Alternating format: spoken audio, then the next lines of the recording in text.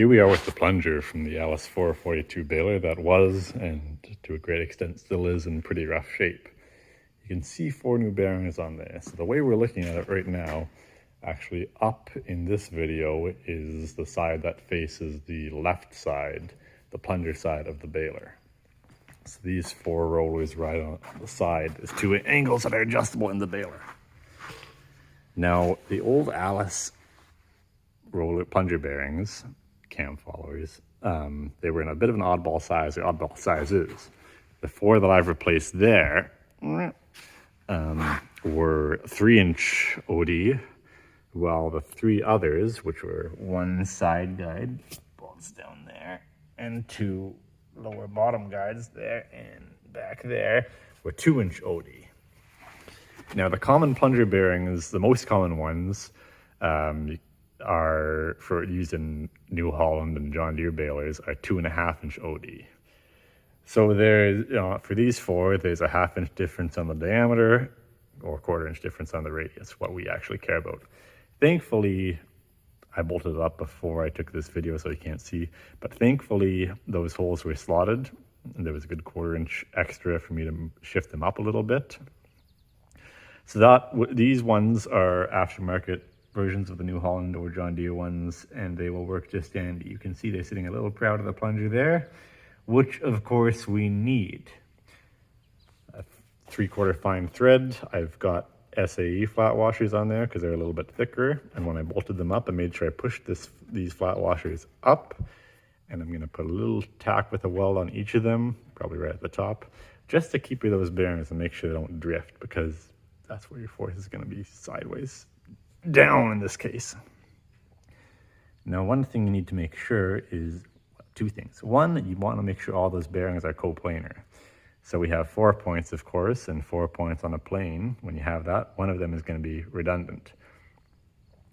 So what I've done is I've taken it away, but I had a piece of 3/8 steel plate that I had laying around, but happened to have a hole torch in the middle, and I've laid it on top of them, and I've adjusted them all as high as I could get them, but also so they were all touching that steel plate, and they will hopefully all run together.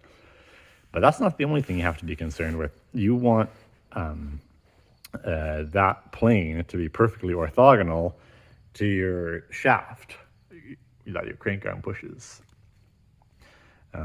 because otherwise you're going to be driving it at an angle, and that's not going to be good for anything. So what I've got here is my new piece of shafting. This is 1045, a piece of 1045 1.25-inch diameter turned in ground shaft. Regular cold roll would have, I'm sure, been just fine, but I happen to have this, so that's what it's getting, which will be good. It fits nice and tightly in there, pretty tightly anyway. That 3/8 plate I used to get them all coplanar had a hole torched in the center of it, and when it was on there, I used this is pretty crude, but I used my speed square there against that in 2 different directions to make sure that I was perfectly perpendicular or orthogonal, whatever you want to call it, to that plane. So those should all be true. Now, the 2-inch side guide and bottom guide rollers are a bit finicky. I couldn't use the New Holland John Deere ones because they had the 3/4 fine thread that these guys had, but these other ones were much smaller. Tip this over. This plunger is now upside down to how it would be on the baler. These are about 9/16 torch slots for those 3. 2 bottom guides and 1 side guide. I've ordered some yoke rollers. This is not my deal workshop and not my regular workshop, just FYI, don't judge me. I've ordered some yoke rollers with a 1/2-inch ID, and what I'm going to do is shoulder bolt into here. I only ordered 2 because only 2 were available, and I thought I'd have them by now. Unfortunately, with all these COVID supply chain issues, they keep getting delayed, so well, I'll talk about what I'm going to do there in a bit. The side guide roller, you're going to laugh at me, people, but what I'm going to do here is take this, which is actually the inner insert out of a 1/2-inch pillow block bearing. Actually, I think it was a 4-bolt flange bearing. Whatever it is, that's what I'm going to use for that. So I've got that and a 1/2-inch shoulder bolt. This is actually one of McMaster-Carr's ultra low profile head shoulder bolts, 1/2 inch shoulder, 3/8 threads. And I'm gonna stick it through. It's gonna end up actually like that. It will get some retaining compound on there carefully to not get in the bearing. Do up those set screws. I'll probably actually dimple the shaft where they go to give it a good hold. And then that will go through just like that and be bolted up. That little bit of shoulder, if you can see it, that's sitting just a little proud of the bearing, is gonna fit nicely in that 9/16 slot and keep it pretty centered. Tiny bit of slop left. And then I'll do the same trick with an SAE flat washer on the back once it's adjusted, and give it a little tack to hold it in place. Something easy to break for when I have to do adjustments, if I have to do adjustments in the future. I'll probably carefully put a little dab of silicone or something in there so grease doesn't work its way out, because obviously this is no longer going to be greasable in its new life. I've chosen the insert bearing, and I've bought crowned yoke rollers for the other two because you want spherical OD. It accounts for any misalignment. You're always going to be sitting, your force, your load is always going to be perfectly perpendicular to that spherical contact surface. Now I mentioned the two yoke rollers are not going to arrive before you need to use this baler, so what I'm actually going to do, yoink, there's one of the old ones. I'm actually, temporarily, I'm going to reuse the old two bottom rollers. If you look at them, they roll, they're crunchy and kind of nasty, and their OD is anything but spherical nor proper. If I wasn't quite so lazy, I'd find a way to chuck these up in the lathe and prevent that outer race from turning while I turned the OD and made them kind of uniform and the same, and maybe even attempted to make them kind of spherical. But I'm not going to do that because I'm lazy, and theoretically, this only needs to get me through another 8 acres of second cut before, hopefully, I get the new yoke rollers next year and do the same treatment as that guy. Of course, I say that, but we all know I'm going to put them on there and they'll be on there for the next 10 years. But we'll see how that goes. What I'm going to do to grease these up and make them a little less crunchy, a poor man's trick, I'm going to drill through the outer shield of that bearing, which is certainly not proper. You don't want to introduce any swarf or chips in there. I'm going to do it carefully, a sharp bit, so it creates large chips, and I'm going to use, this is an old trick that kind of sometimes works. I'm going to use grease as my cutting fluid, which isn't a great cutting fluid, but what it does do is stick to your chips a little bit, so you hopefully don't introduce many, or hopefully none at all, into that bearing. Unfortunately, I can't rinse these out once I drill them, because behind this inner shield there is actually this fiber seal, and anything brake clean, solvent, anything I use to rinse those out will likely destroy that, and it'll get all in the bearing and make it all mucky. And I don't really care that much because, as I say, this is only going to last 8 acres, I hope, in theory. Another quick note here, if you can see in the darkness here, to do with the Allis 442 baler. This here, it's very dark, I apologize, is actually the old track that the two bottom rollers ran on. Most of the problems, the blown bearings, at least those two bottom ones, were caused by water getting under here, freezing. The old owner kept it outside, evidently, and bowing this up.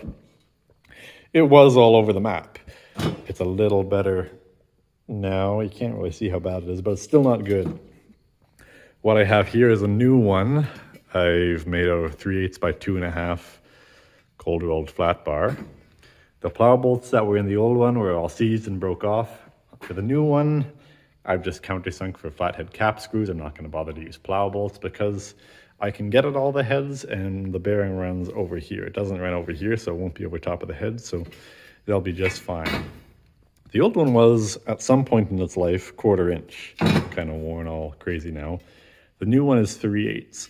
The two bottom yoke rollers that I've got coming, hopefully, are 1 7/8 diameter, whereas the old Allis bearings were 2 inch. So the 3/8 is going to do two things for me. Where this bolts onto the baler, I'll show in a bit, is I've smashed it into some semblance of straightness, but hopefully the 3/8 being a little thicker rides over any undulations a little better. And it's also going to take up some of that, all of that, plus another 1/16 that I've lost in getting slightly smaller OD bearings. So here we are back at the old 442. It looks good from a distance because Dad's painted it with something. It's certainly not Allis paint, but it doesn't look too bad, but it doesn't look too good either if you get up close. Down here, if you can see it, that's where that flat bar track bolts to, all these holes along here. And that is up and down. I've smashed it kind of straight, and we'll do some more smashing, heating, and whacking. And hopefully that 3/8 plate rides over it nicely. Now the side here, this piece of flat bar is actually what the lower side, the only side guide roller rolls against. And water has got, you can't see it in the video because Dad's covered everything in black trim clad, but there's a gap at the bottom. Water has got under there and actually twisted that out. So I've got to cut those stitches free, I think, and hope that it's only stitched along the top periodically. Cut those free, grind it down, and restitch it on there, kind of how it should be, hopefully. We'll get to that in a bit. On the other side here, bottom and top, if you can see under there, those are the angles which are adjustable that those four larger bearings roll against. They roll against each side. So I'll have to free all those up so I can adjust those, and that'll be a bit of a pain because you really need to make sure those are all perfectly in line with your plunger chute. Actually, what really matters is that they're in line with your line of action of force from this gearbox crank arm.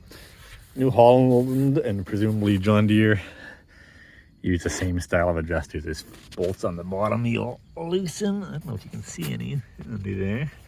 That hold the angle down, and then these will push against the side and adjust it. Another problem that's pretty recent on the Allis 442 baler is this side axle stub shaft. Now, broken axles are pretty common on bearings that have towed a lot of wagons, or in this case, if you have a goofball brother who backs his car straight into the side of the tire and snaps it off. There's the old stub shaft there. That's where the inner bearing ran. Up here is where the outer bearing ran. It was a pretty sharp corner, a pretty sharp stress concentration, so it wasn't great to begin with, and the threads were out here. And that's all snapped off. So what I've done, that's 2-inch diameter, that shaft, and it just slides in there and bolts through that hole there. What I've got from a place in Manitoba called Specialty Tire and Tube, they stock, it's actually not an uncommon size, a hub the same size as the Allis one, same center hole and bolt pattern. Came with all the bearings and seals, and a stub shaft to work with that. Total for both pieces was actually pretty good. I think it was around 80 bucks Canadian with shipping. I was quite impressed, and it will it's all the exact same size for that bearing. I think even the bearings are the same size, so I could theoretically use the Allis hub if I want to, but I'm not going to. This is 1.5 inch diameter. Now I mentioned that where it goes in there is 2-inch diameter. So what I've got ordered from the local rip-off steel supply is a, don't judge me again for my shop, the hose on the floor. This is not how I typically work. I've got a piece of SMT, seamless mechanical tubing. Actually, I think this is DOM, a subset of SMT. Coming, that's 2-inch OD by 1/4 wall, so it'll be 1.5 ID. I'll slide this in it, so it'll be 2-inch OD, give it a little bit of weld. The welds shouldn't be theoretically be taking really any load, and then drill through it and the SMT and slide it in the baler and bolt it up. I like the look of this guy. It's got a nice radius there, no stress concentration, and I'm gonna probably keep it a little further out than the old one was, because, see if I can pause this video. Come on. I am pretty cheap, and I use used truck tires for most of my farm equipment when I can. I can get them from the scrapyard up the road for 10 bucks a piece. Most of them are a little wider than probably the original implement tires, and you can see it kind of rubs there just a little bit. So if I keep that just a little more prev than it was before, once I get it all made, it will no longer rub, and I can use more common truck tires because it's pretty hard to find one for this side. In fact, that's the original one the Baler came with, and it still rubs. So here we are again with the Allis 442 Baler. One of the issues with this one is these bearings here are completely worn out. You can see only the inner race is left of that one. Now to replace it properly, you're supposed to pop this whole reel apart and drop it and tear it all apart, which means tearing apart everything down there. The bearing on the far side, which is one of those awful eccentric locking collar bearings that never come apart without a torch. It would be a complete pain in the ass. So my makeshift solution is, if you can see, to get a unibit and drill that hole there and use the track, if you can see it right there. That allows me to roll these around. That one actually has a good bearing there. Roll them around to get access to the end of it through that hole. Here's what they look like from the end. There's a jam nut on it, but jam nut, it's threaded onto that cast piece there as well. And then it's got this special funky bolt and a bearing. Thankfully, because these are made in England in the 70s, they use normal bearings. These are actually just 6202 bearings available anywhere. I am a huge advocate for sealed bearings rather than shielded bearings. I know stuff could theoretically get in there and poke or pop the seal off, but more bearings, in my experience, far more fail from drying out or from getting washed out. So I go with sealed bearings for that reason.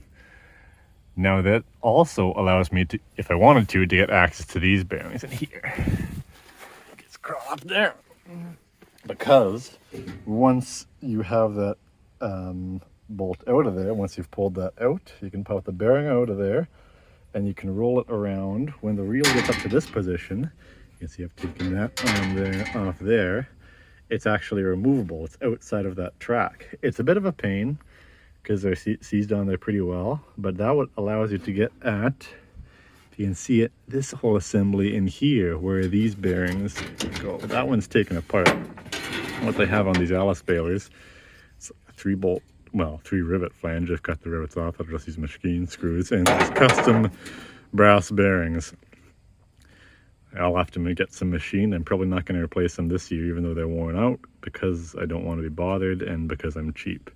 And because they're not getting any worse than they are. I'll just load them up with grease. But hopefully next year I'll get to those. Anyway, that's what I thought was a pretty nifty trick to replace or get access to all those bearings there without tearing apart the entire reel. And there's Kilo. One more thing I'm going to mention about these is, of course, these have quite a low profile head on them. Whenever you have bolts like this with a really low profile head, don't try and use a regular socket, because the natural radius in the end of the socket will give you even less contact than you already have. You'll end up rounding it off and you'll just be cursing yourself as you try and extract it. Take a socket and turn the end, face the end off on a lathe so it's square. Or in the case of this one, because I was at this shop, which isn't really a shop and don't have my lathe, I just held it against the side of a grinding wheel, grind a bit, cool it down, grind a bit, until it's nice and flush, no radius at all, so you get full contact along what little face of the bolt you have there. What we have here is a crank arm, or pitman, whatever you want to call it, from the Allis 442 Baler.